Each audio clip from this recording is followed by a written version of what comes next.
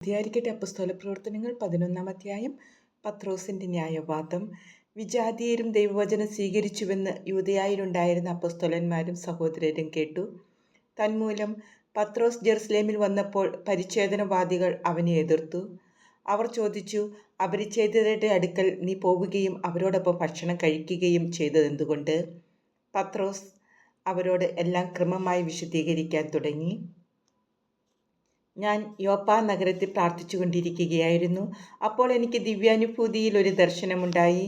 സ്വർഗത്തിൽ നിന്ന് വലിയ വിരിപ്പ് പോലെ ഒരു പാത്രം 4 കോണിലും പിടിച്ച് ഇറക്കുന്നത് ഞാൻ കണ്ടു.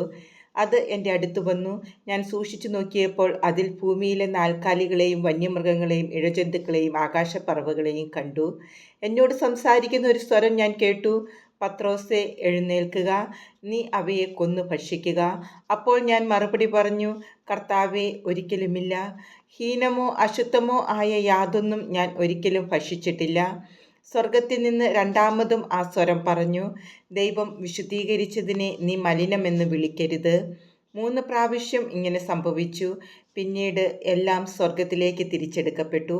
അപ്പോൾ തന്നെ കേസറിയായിൽ നിന്ന് എൻ്റെ അടുത്തേക്ക് അയക്കപ്പെട്ട 3 പേർ ഞാൻ താമസിച്ചിരുന്ന വീട്ടിലെത്തി. ഒരു സന്ദേഹവും കൂടാതെ അവരോടൊപ്പം പോകാൻ എനിക്ക് ആത്മാവിൻ്റെ നിർദ്ദേശമുണ്ടായി. ഈ 6 സഹോദരന്മാരും എന്നെ അനുയാത്ര ചെയ്തു. ഞങ്ങൾ ആ മനുഷ്യൻ്റെ വീട്ടിൽ പ്രവേശിച്ചു. തൻ്റെ ഭവനത്തിൽ ഒരു ദൂതൻ നിൽക്കുന്നതായി കണ്ടുവെന്നും അവൻ ഇങ്ങനെ അറിയിച്ചുവെന്നും അവൻ പറഞ്ഞു, നീ യോപ്പായിലേക്ക് ആളയച്ച് പത്രോസ് എന്ന് വിളിക്കപ്പെടുന്ന ശിമയോനെ വരുത്തുക.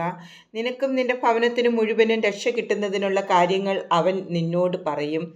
ഞാൻ അവരോട് പ്രസംഗിക്കാൻ തുടങ്ങിയപ്പോൾ മുമ്പ് നമ്മുടെ മേൽ എന്നതുപോലെ തന്നെ അവരുടെ മേലും പരിശുദ്ധാത്മാവ് വന്നു.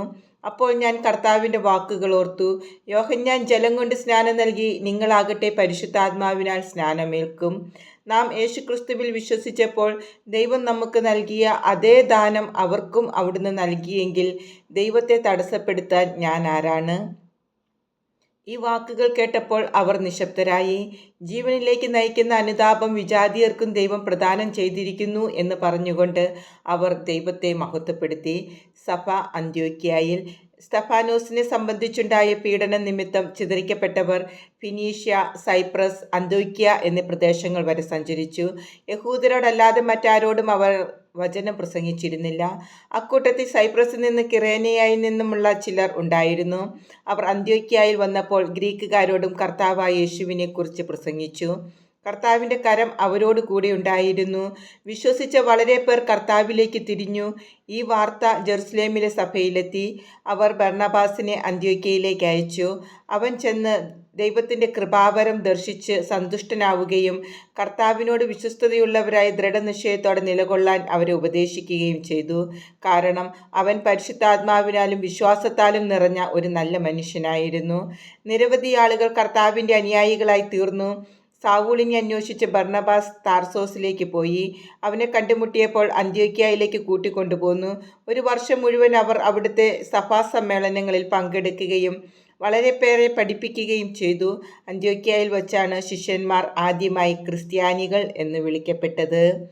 ഇക്കാലത്ത് ജെറുസലേമിൽ നിന്ന് പ്രവാചകന്മാർ അന്ത്യോക്യയിലേക്ക് വന്നു. അവരിൽ ഹഗാബോസ് എന്നൊരുവൻ എഴുന്നേറ്റ് ലോകവ്യാപകമായ ഒരു വലിയ ക്ഷാമമുണ്ടാകും എന്ന് പരിശുദ്ധാത്മാവിനാൽ പ്രചോദിതനായി പ്രവചിച്ചു. ക്ലാവുദിയൂസിൻ്റെ ഭരണകാലത്ത് ഈ ക്ഷാമമുണ്ടായി. ശിഷ്യരെല്ലാവരും തങ്ങളുടെ കഴിവനുസരിച്ച് യൂദയായിൽ താമസിച്ചിരുന്ന സഹോദരർക്ക് ദുരിതാശ്വാസം എത്തിച്ചു കൊടുക്കാൻ തീരുമാനിച്ചു. ബർന്നബാസും സാവൂളും വഴി സഹായം ശ്രേഷ്ഠന്മാർക്ക് എത്തിച്ചു കൊടുത്തുകൊണ്ട് അവർ അത് നിർവഹിക്കുകയും ചെയ്തു.